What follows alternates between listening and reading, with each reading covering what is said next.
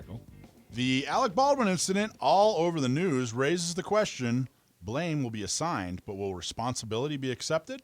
Let's talk about it with Joe Drammissi. But first, PRMI Mortgage, primeres.com/Alpine. Are you in the military? Are you looking for help for a VA loan? And if you're looking to buy, refi, or if you're just considering a reverse mortgage, call our local mortgage guy that you can trust. Call Chris Wiley at PRMI Mortgage. For nearly 25 years, Chris has been helping local San Diegans with all their mortgage needs. Call Chris Wiley at 619-722-1303 or primeres.com/Alpine. All right, Joe, Hollywood and guns. All right, so back to the Alec Baldwin story. So, I wrote about this. I took a different take. My purpose of writing about this, and you can find that on our blog page or on getagrip.substack.com. But my purpose for writing it, I was looking more at the responsibility part. And the bigger problem, I think, in our society is we seem to have lost the, I don't know what you would call it, the ability or the character or whatever to accept responsibility for the things that we do. If you look at what happened, and I'm not, my disclaimer in my article, right? I'm not doing this to attack Alec Baldwin, and I'm not trying to explain exactly what happened, and I'm not being insensitive to, the people that were killed or injured. But just taking a look at the reactions that you see from this thing. So, obviously, and again, I wasn't there. I don't have all the facts. And you can't really depend on what you read in the media. I mean, the media is just horrible about covering things. Especially something that has to do with guns. I mean, a lot of stuff is inaccurate. This, I think Michael mentioned in the last section, this over and over and over again, a prop gun, a prop gun, a prop gun. It's not a prop gun. It was a real gun. And, things happened, and it just seems like that, a number of people didn't do things that they should generally have done, and you had that tragic outcome. And, when you talk about people like, for instance, ultimately, in terms of responsibility, Alec Baldwin was the one that took the gun. He pointed the gun at that person. He cocked the hammer back, and he pulled the trigger.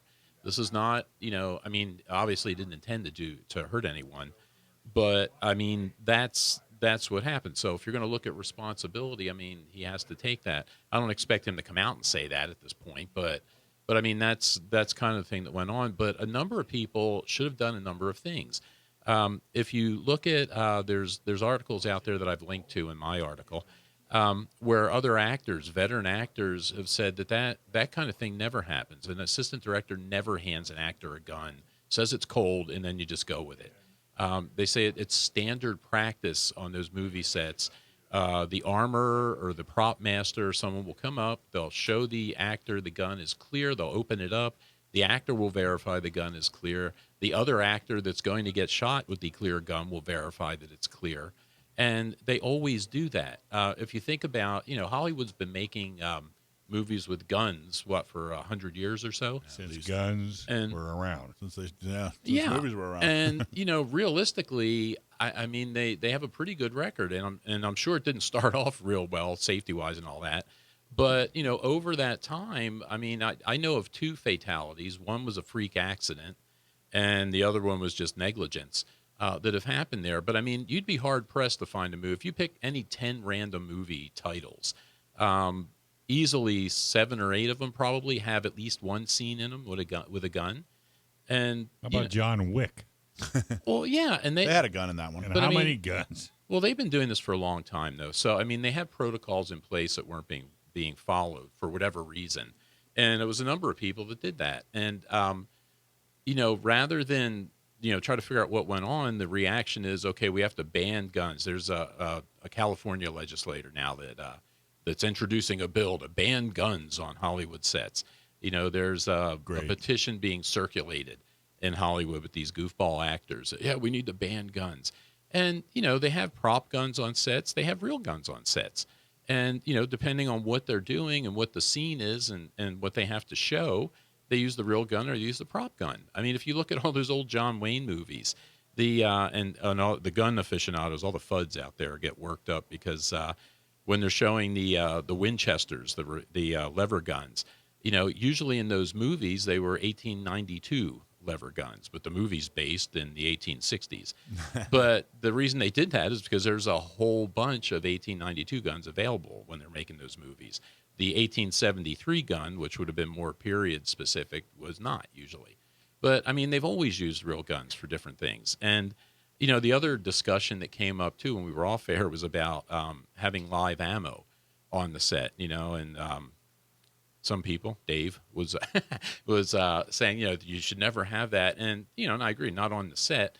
But the woman that was killed, Hanya, is that how you say her name? Hanya Girl Hutchins. was killed. Yeah. And and she was saying that a couple of days before this happened, I think she tweeted it was on social media. But she was saying to one of her friends, she was saying, what's great about working a Western is during downtime, you get to ride horses. And, if you're a gun person, you're working a Western, you're out in the middle of nowhere, you've got these cool period guns. The one that was involved with Baldwin was, I think, a Uberti. It was a replica of an old Colt Peacemaker. Colt Peacemaker. And and you're there with these things. You're out in the middle of nowhere. You got hours to kill. Why would you not do some recreational shooting with those? The thing after that, and we do this all the time as gun owners. You take the gun, you do your recreational shooting, you bring it back, you clear the gun, you put the gun away.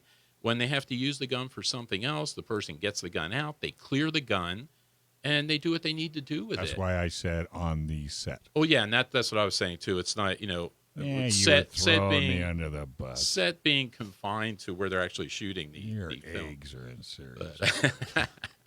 But anyway, I think it's a matter of responsibility. I think we see that throughout our society in a bunch of different things. This was a perfect storm, is what this was. Well, I think what they're going to find out is a number of people, including Baldwin, the armorer, who, again, they said was pretty inexperienced. And you can imagine what happened there. I mean, I've worked, it's 23 years in industry. I know people exactly like Baldwin, and I've worked with people like that. And you could see he's the star of the movie. He's the producer of the movie.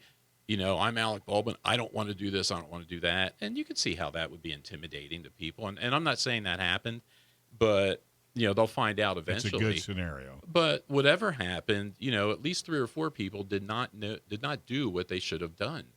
And, and they'll figure out why that happened. But again, it's a matter of responsibility. Yeah, and it seems like, all right, well, it seems like they want to throw all as if the safety rules don't work. Well, I think this is actually confirmation that the safety rules do work, because when they're followed, this doesn't happen. Well, and that's why they have those protocols. And like you're saying, I feel it's exactly the same with the 4 rules. You never point a gun at someone. Well, you do if you're filming a movie, and that's what it calls for.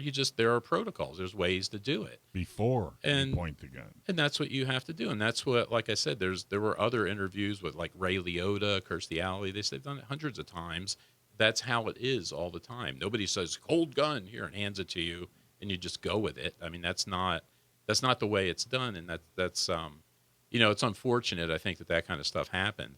It is, and I want to make clear, I don't care about Hollywood at all. I'm not defending them. I don't really give a rip. I mean, I think that they far too often portray guns as being bad, and the only kind of gun owners they show are criminals. So I'm not defending them at all, but what I'm hoping to do is to elevate the conversation, which is exactly what Joe's article did. Let's talk about this like serious professionals who know what we're talking about, rather than just name call and do snarky little, Alec Baldwin memes. It makes us look bad. Well, and that's what I'm saying. And there's no need to ban guns. There's no need for new laws. It's just they need to find out, why weren't the protocols followed, and then fix that. But, I mean, it's just a matter of taking responsibility, which I'm afraid we don't see as much. We're not going to ban cars when there's an accident on set and somebody dies. I mean, really.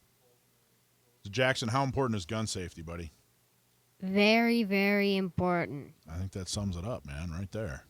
And that's coming from an 8-year-old, ladies and gentlemen. Who's a better shot than, I think, just Joe might be able to take him on a good day, but the rest of us, we got a lot of work to do. Yeah, we ought to put you two together. What do you think? Yep. All right. Do a little challenge competition? accepted there. Sounds like it. I don't know, man. You better go get your new contact lenses. There's like no winning. You know what I mean? Like if you lose, you lose. If Yeah. you win, you lose. There's no winning. He hasn't got a prayer. All right, hey, we're going to take a quick break. Listen to Gun Owners Radio, FM 96.1, AM 1170. The answer. Thanks for watching this clip from Gun Owners Radio. You can watch us live every Sunday from 4 to 6 p.m. California time, right here on our YouTube channel, or if you're in the San Diego area, you can listen to us on 1170 a.m. We're also available on your favorite podcast platform for free. Don't forget to like and subscribe so that you can help restore and protect the Second Amendment, not just in California, but across the country.